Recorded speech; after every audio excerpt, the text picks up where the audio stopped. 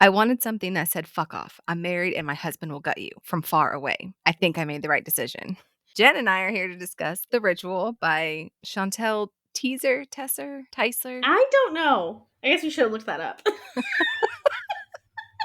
I mean, it's okay for me not to know how to pronounce the name because I can't pronounce anything right. That's true. So I will get away with it. It's fine. Jenn, I think that you should go first. Oh, God. You want me to go first? I want you to go first. I just want you to talk out all the things that you didn't like, and then I can either agree with you or battle you on why it was perfection. Okay. So I'm gonna give a caveat. Here's the caveat. I have recently realized that I do not like college, high school books. I know. I mean, the high school, like, I totally get, but like the college academy setting, I just love that.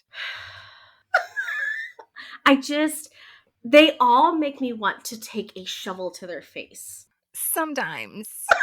I don't disagree. Sometimes, yes. But besides those, like, sprinkled moments throughout the book, everything else is greatness. So, okay. I remember actually, I need to do better about, like, writing down notes as I'm reading because I'm really upset that I have already removed it from my library and I lost all my highlight. But I do remember it was towards the beginning of the book and I remember highlighting it and I'm like, did a man write this? Like, he's... what's his name? Riot is checking out Blake and he's like, basically itty bitty waist round thing in your face and her big old chest. And I'm just like, seriously, just that's the best we got. That's the best we got. It's just, so I know that was one thing that like irritated me was just and also here's another caveat. I understand that it is fiction and I understand that these aren't real people, these aren't real scenarios, and I can handle some misogyny in like contemporary. Like I just read a book by Abby Jimenez, and I was just like, oh god, this guy, whatever. But this was so misogynistic in the first 60% of the book, it just made my teeth grind. So that was my first issue. My second issue is she was so fucking dumb. For the first 60% of the book, she is just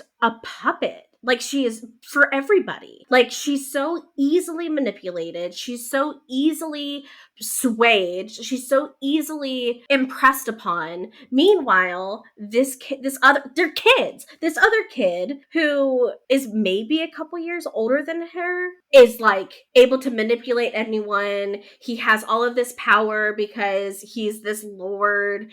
And it just made me roll my eyes the entire fucking time. So that was issue number 2. Issue number 3. Sorry, I'm trying. I know. So up until 60%, I was bored. I was just bored. And then it's like, Shantel was like, we haven't had a whole lot happen. Here's 5 different plot points to have happen in the next 40%. And like, that drove me crazy because I had just started liking her character. Like, she started coming into her own. She started getting a backbone. And then instead of allowing her to step into this lady title, it's, well, now her life is blown up because he is doing this, or we find out this, or nope, that's not enough to find out that she was sold. Nope, now we find out that, she's been manipulated by her parents since day one.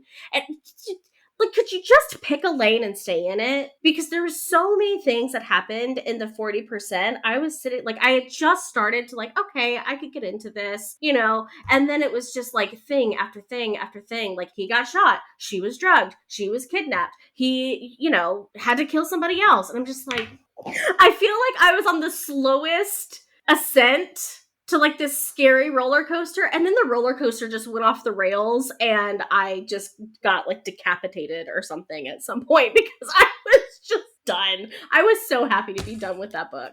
So those are the issues I had with it. Okay.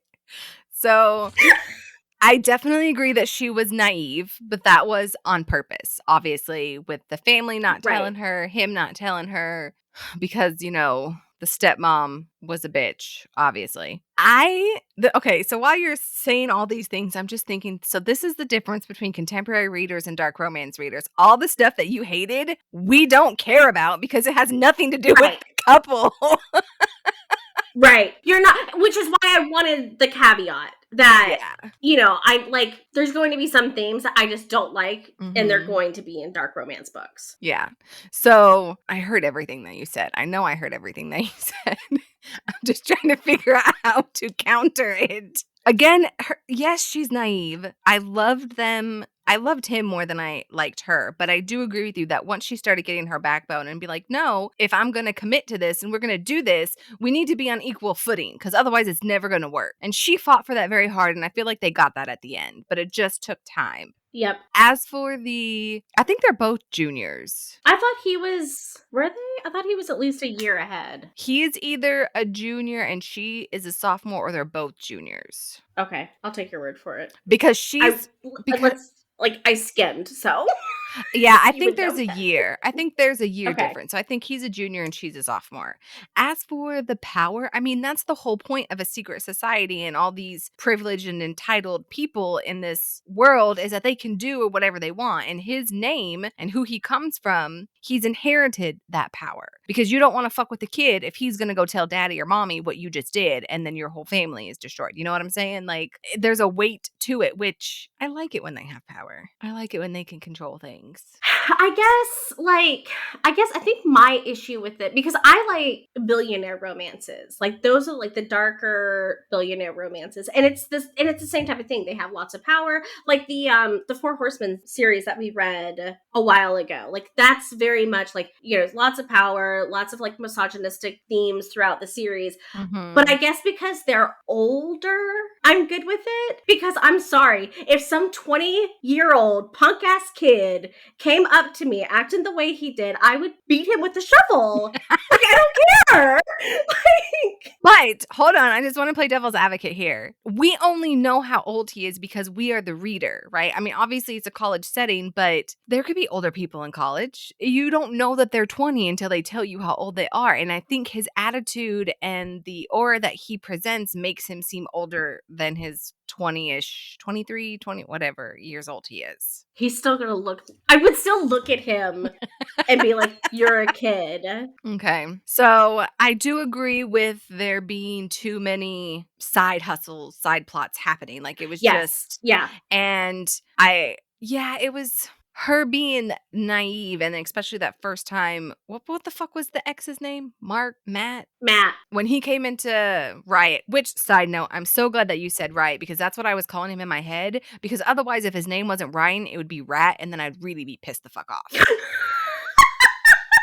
Okay. I did really like his name. I thought that was a really good name. I didn't like that she didn't talk to him about it. There's that miscommunication trope. I hate fucking miscommunication tropes. I think it's a cop-out. And I was upset when she left. And then it took him 3 weeks to find her. But the mom that she doesn't know knew where she was the whole time, who was apparently supposed to be dead. Dude, I want to read her book. Like, of any character, I would read Valerie's book 100%. Oh, no, I meant Leanne, not Valerie. Oh, that's what I meant. I meant Leanne. Yeah. Look, we got our stuff mixed up. This example right here falls into what I hate about the young adult, new adult, college academy setting. They give them all this power. They can make all these powerful decisions, whatever. And then there's one thing that all of a sudden he can't do or he's not smart enough to be able to figure it out to be able to fucking find her if she disappears. For somebody who's naive, right? Like that. I hate it when they do that. But then when she comes back, he's almighty and powerful again. That's the part that I don't like. You can't have this character who is this person and have this intrinsic or external power and money, and then it's just stupid. I hate it. I don't like it. I don't know how else to explain it. I think it's dumb. I think it's absolutely dumb. Well, and because Leanne was able to find her and Matt was able to find her. So everyone is pissed off at Matt because he's so, what was the word that they used? I can't think of the word now, but like everyone couldn't stand Matt because he was whatever Matt was. He was an idiot. But then he's able to outsmart your main character to find his girl. Like that doesn't make any sense. Yeah, that's the kind of thing that I hated. I'm glad that actually, no, that's a lie. I don't even understand what the point of running away was. Like, it was stupid. I do think that the marriage proposal was sexy, though. I don't even remember it. I think he was like, I don't know if they were having sex or he was in the middle of giving her an orgasm and he's like, marry me. And she's just like, huh? Oh, yeah. And then Yeah. doesn't he just put the ring on her finger? After she fell asleep. Like everything else he does. Okay. I love it when they do that. Like, when they just put the ring on the finger. I did like the ring on the finger. Like that was very like a riot thing to do. But never mind, I'll let you keep going. No, it's okay. Go. I'm just countering off of yours. Again, like he has all of this power. He's this whatever, blah, blah, blah. He loves her. And he has to drug her every other fucking chapter to get her to do what he needs her to do. That was bullshit too. Okay, no, I disagree on that. Okay, why? Okay, because I'm all ears. Besides the times that she wanted it and it was, the kinky sex play or whatever, it was to stop the argument from happening and then just getting what needed to be done.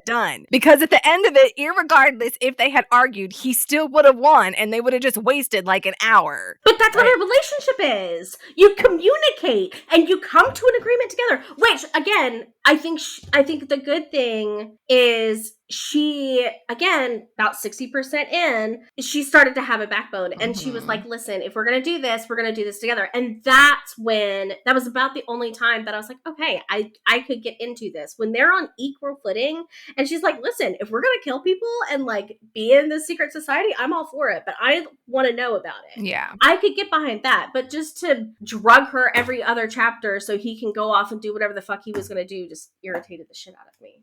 I mean, but in his defense, it was for own good, because otherwise she would do stupid shit like run off or listen to other people and not talk to him. I'll give you that, I guess.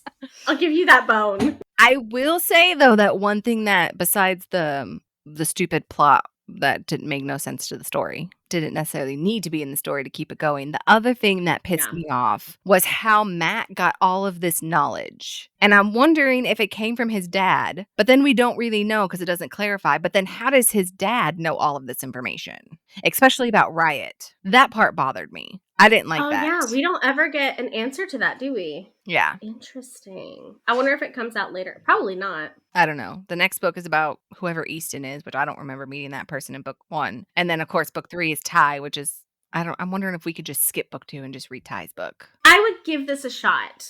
I would read Ty's book. I would also read Leanne's book. Not that she has a book, but she should. Yeah.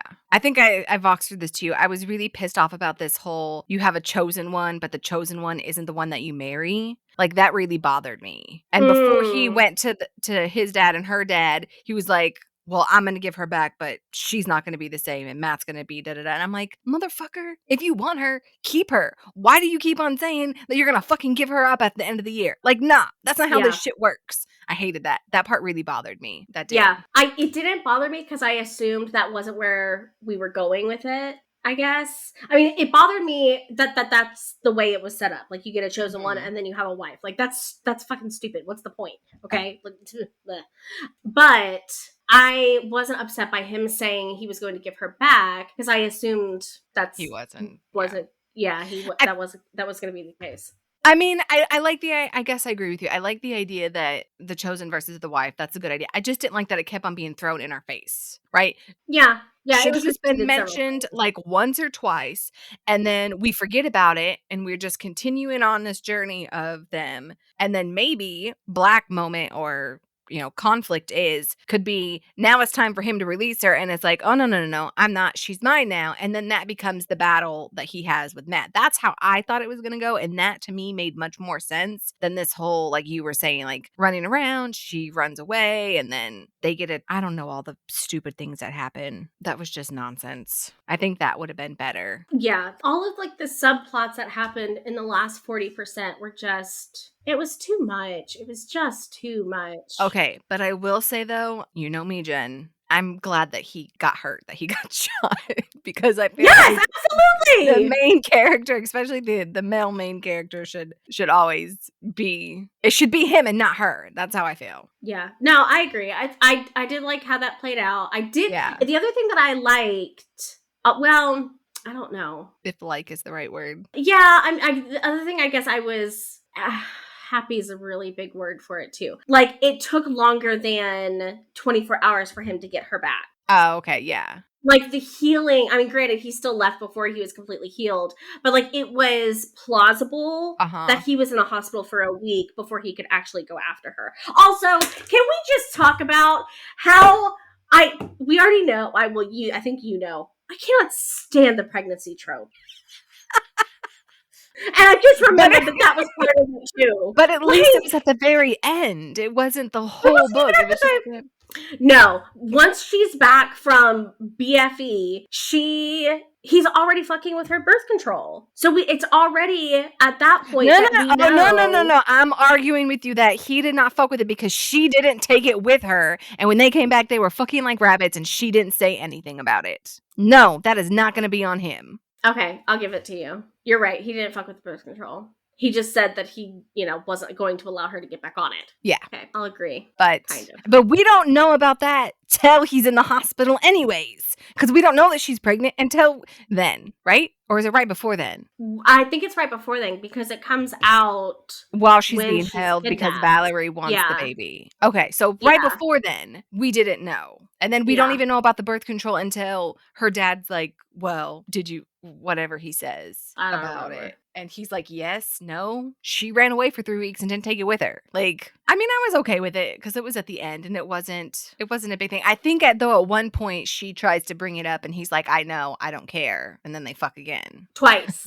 She tried to bring it up twice. And he's like, no, I don't care. Fucking you anyway. You're mine. We're married. You can't have nobody else can have you. Yeah. I didn't understand Matt's obsession with her. Because in this book, if you're promised something and you're a man, you're supposed to get it. And he knew he wasn't going to get it once Riot had her. No, because they dated in high school. And he didn't want anything to do with her when they were in high school. Like, she even mentions that he was sleeping with other girls. Oh, yeah. But they were dating in college. They dated for like 3 years. Right, but they can't have sex for the 3 years. Right. Until they're... But no, I'm saying, it's like, why is he so upset with her when he didn't do anything with them when they were in high school? Now, all of a sudden, he's dating her in college. But he's like... when I think of like a dark romance or a stalker romance, when a guy is obsessed, like Riot is obsessed with her, they do all these crazy things, but there's a reason for it. I don't feel, or I didn't see when I read it, that there was a reason for his obsession. I feel like he only became obsessed with her after Riot had her. Yeah, I would agree with that. And I kind of get it, but I feel like it was more of a way to punish Riot. But again, I don't even understand because what problem did he have with Riot to begin with besides the whole thing with Leanne? Like, how the fuck did Matt even know that Leanne was... What's her face's name? What's her name? Blake? Yeah. Fucking, I don't even like Blakely, but I like Blake. That Leanne was her birth mom. Like, how the fuck? Again, these little nuggets of him having this knowledge, but we have no idea how he has it. Yeah. Or why. And let's start with the fact that if Leanne survived, why the fuck did they not take care of Matt then and there? She's a witness. She knows what happened. Why did they leave him in play? Because then all of this other subplot bullshit that didn't happen wouldn't have happened. And then the author would probably have to come up with something else, which I think would probably have been better. Well, and the thing of it is, like, again, like they kept saying, Matt wasn't smart enough or like doesn't cut it as a lord or whatever, but really he outsmarted all of them until he didn't. He was even able to attack Blake in broad daylight when she was supposed to be under protection. Yeah. But he's so dumb and he's, he doesn't deserve to be a lord, but he has all of this information and he's able to outsmart Riot and he's able to outsmart like the higher up lords by, like it just, have I mentioned that I just really didn't like this book? Okay. All right. So let's talk about, is there anything else that bugged you or bothered you about? Not that I could think of at the top of my head. Okay, so what were the things that you liked? Because you liked this I enjoyed it very much, yes. Yeah. I love the secret society. I love, the whole, I don't know, maybe not dominant personality, but I like that. I don't know, I just liked it. I like that I'm going to take you and nobody else can have you. I wish that we had more of the secret society, though, than what we did. I feel like it just got skimmed over. Because, we're Yeah. seeing it through Riot's perspective, so to speak. But I would have liked more of the inner workings besides the few things that we did get. And I think I would have liked Yeah. her, like you said, to be more involved and like see like the woman's perspective of being part of the secret society. Yeah. So what was it that you liked? I was saying the secret society, but I feel like I talked myself out of it, right? Oh my gosh, that was great. She's like, I like the secret society, except we don't know what it is or how it works or the structure. I just like that it exists. Yeah. If they were dragons, then it would be like super hot, but I liked that through all of their sexual experiences, they didn't kiss until they got married. I thought that was pretty hot. I'm pretty sure the first What? time they kissed was when they got married, right? That cannot be right. The first time they had any experience, he had the mask on and it was in her room and she was in his room and she was drunk. There was no kissing. It was eating out. Yeah. And then I'm pretty sure any other time he kisses her forehead and he kisses her neck, but he does not kiss her lips. I am almost positive. I need you to double check that because that's wild. I never put that together. I'm pretty sure that's what happened is they didn't kiss the first time until they got married. And it was an oversight on him. He's like, I can't believe I never did this before. What chapter did they get married in? Oh, fuck, I don't even know.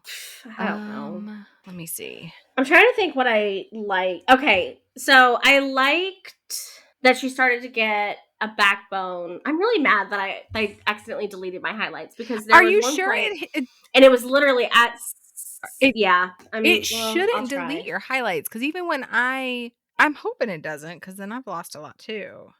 Oh, it doesn't delete the highlights. Okay, so page 2, I highlighted, she is his gift for his servitude. My note, dramatic eye roll.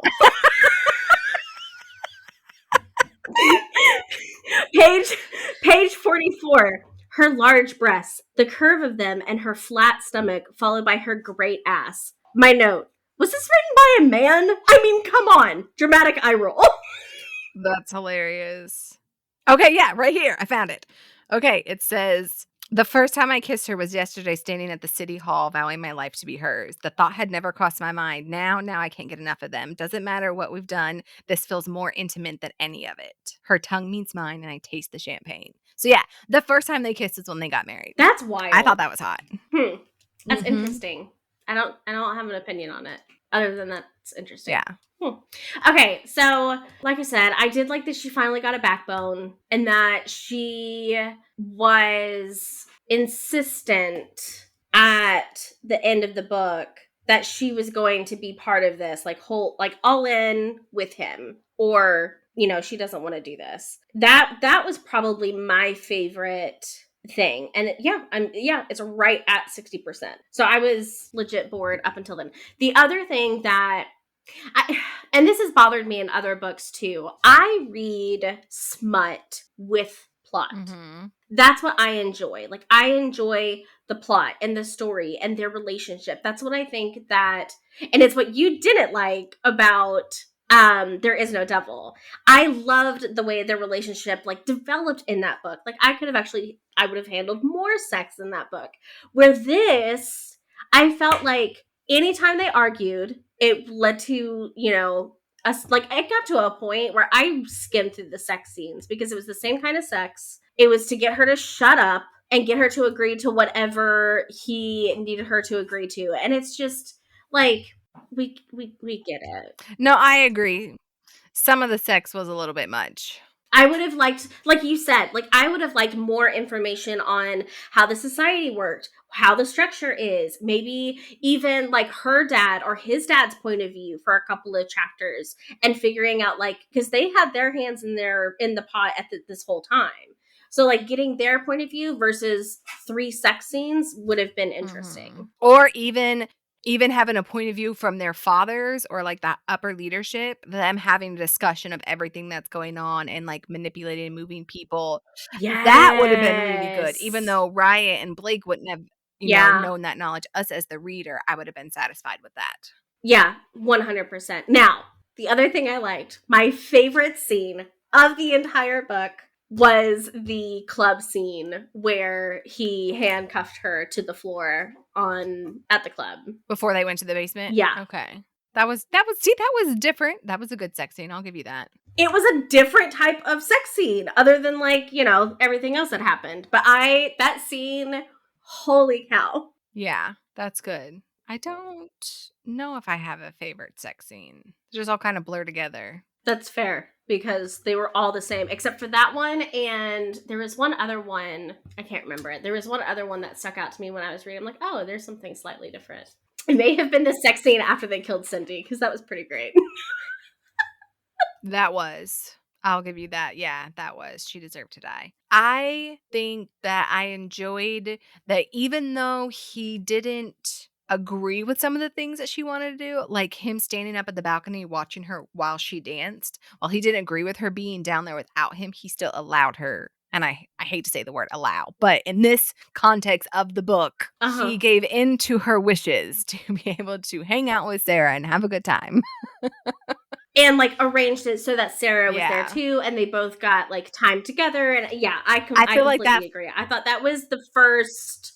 I think you're about to say the same thing I was. No, you go ahead. I think that was like the first kind of like telltale sign that he was really starting to fall for her. Oh yeah, no, that's not what I was going to say.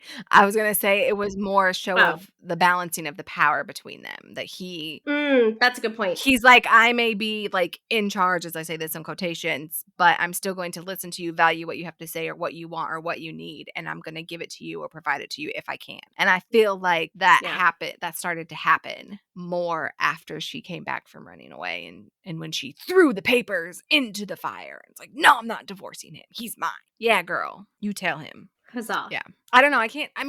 I'm pretty sure there's like quite a few little other things, but I just enjoyed it. Like, I liked them together. I liked most of their journey together. I guess, how many skulls would we give it? So we at least have, are we ready for that? I should ask, are we ready for that part? Well, if you're ready, I'm ready. Because I think, I think we've talked through all the plot points and such. We've gotten to the bones of it. How many? Okay, let's break this down. So we have the sex on the scene. We have the death on the scene, right? We do see them kill people. Was the environment dark? Yeah, I mean, his was for sure. Not so much hers. I mean, hers was essentially a college and then being with him. His was very dark. He kept having to go through initiations for 3 years. I think I would give it 3. Okay, wait, hold on. I have to remember that we're doing separate ratings. So this is the rating of the darkness, not necessarily rating of how we enjoyed the book. Okay, so then I would give it 5. Right, okay. Right. I have to remind myself. So then I would give it 5 stars because it has all of them. It's on the page. It has 5 skulls. Well, I mean, was their relationship dark? I don't know if it was dark. I don't think it started it. But, I mean, by the end of it, they're both serial killers. So yeah, but them as individuals is different than them when we say, well, I guess that is part of their relationship. A couple that kills together stays together. Yeah, they killed Cindy together. Yeah, I mean, she was out there burying Cindy too. So 5? I think 5. You have plenty. I don't think. And this is where the rating can get wonky, right? Because we gave Butcher and Blackbird 5 skulls too, and it's very graphic murder scenes and like that kind of thing. And I don't feel like the Ritual is as graphic with a lot of it. But I mean, there's 4? still plenty of. I would be satisfied with 4. Yeah, I'd be okay with 4. Okay. Yeah. So 4 skulls for the darkness. 4 skulls. How do we feel about the spiciness? Absolutely 5 chili peppers. Like, you had multiple scenes that were, explicit and kinky. And those are the 3 things that I kind of look for. I just got bored with it until the club scene, in which case I was not bored. That was one-handed reading. I would say, okay, I'll give you, you give me the 4 for the skulls. I'll give you the 5 for the peppers. I'll give it to you. Okay. Why do you think it's not 5? I'm curious. Maybe because it was so repetitive. Yeah, you get bored with it. I completely agree. Some of it was dark. Like her while she's asleep, doing all the things, watching her. Yeah. I could be satisfied with drugging her. I mean, multiple times. She also did it to herself too. I'm just saying. Yeah, 5 peppers. Okay, but our overall rating, I'm gonna have to say I'm gonna give it a 3. Really? You're giving I would it a give it a 3, 3? yeah. That's interesting. I did not think you were going to give it a 3. Well, I'm definitely not giving it a 5. If I would do anything, I'd probably maybe give it a 4, but no, I'd give it a 3. Okay, so I looked at your rating system again, and it's good. I enjoyed it. You should totally check it out. 3. What is my 4? I'm a 1. 4 is there was a little something extra that Yeah, pulled see, there at was me. nothing a little bit extra. The only thing that was extra that pulled at me was the not kissing her until they got married, but that was such a small, insignificant thing, it's not enough for 4 stars. I didn't even register that until you Yeah. said it. So, good job. I'm sticking with maybe 3.5 because of the kiss. Or the non-kiss kissing, I should Okay. say. I would give it a 3.5, but not. I mean, 600 pages? No, absolutely not. It's not for 4. And I feel like if the 60% had been 30% and the 40% had been like the 40% with 2 less subplots, I would probably agree with a 3, but I can't. It's a 1 for me. This is our first 1-star read for me. I just and here's the thing. I don't want y'all to come for me because like I completely understand that the themes are going to be in dark romance book, and I can handle like misogyny and that kind of thing. I can totally handle that stuff. It's for the subplots and her naivete and the repeated sex scenes that made it so boring to me. Like if 60% of your book is boring, I can't. I can't. Yeah. I would have DNF'd if not for this episode. Oh, really? Yeah. I mean, in the future, I mean, you could totally do that, and then. But I mean, then. Well, no, I think we couldn't have a good discussion on it, and that's what I want. That's what I want to be able to do. I want us to be able to bounce back and forth and discuss fully and that kind of thing. So for these books, I won't DNF, but if this was on my own, I would have DNF'd probably about 40 to 50% in. Okay, I can see that. It was the same thing over and over. I agree. I really need you to read that one series that I've been bitching about, okay? So we can discuss. Okay? And I'm not saying it. Wait, which series is that? I'll tell you, but I'm going to cut it out. Oh, okay. Oh, yeah. Like, I got to book 3, and I'm like, I keep can't forgetting. do it anymore. Like, it's the same motherfucking shit, but I need somebody else to read it, so I don't think that it's all in my head, that I'm just making it up. Maybe one day we'll read it and then discuss it. Okay, listeners, let us know if we can skip book 2 and go on to book 3, because all we really care about is Ty, right? I don't know who the fuck Easton is. Like, who is he? Is he important? No, I don't think so. It would have been different if, like, maybe book 2 was their kids. Like, I like the idea that. But see, and that's the thing that I think I was excited about Ty too. He's a little older. He's not in the college scene. Like, he's a little older. He's got some experience. He's got some trauma that happened. And he was hot as fuck in his scenes that he had in this book. I was like, yes, please. And the fact that he's waiting for somebody specific, that makes it, I think, even better. Because you know that she's going to be younger. Mm-hmm. So that'll be exciting. I would totally read his book. Okay, readers, and where does the darkness rate with you?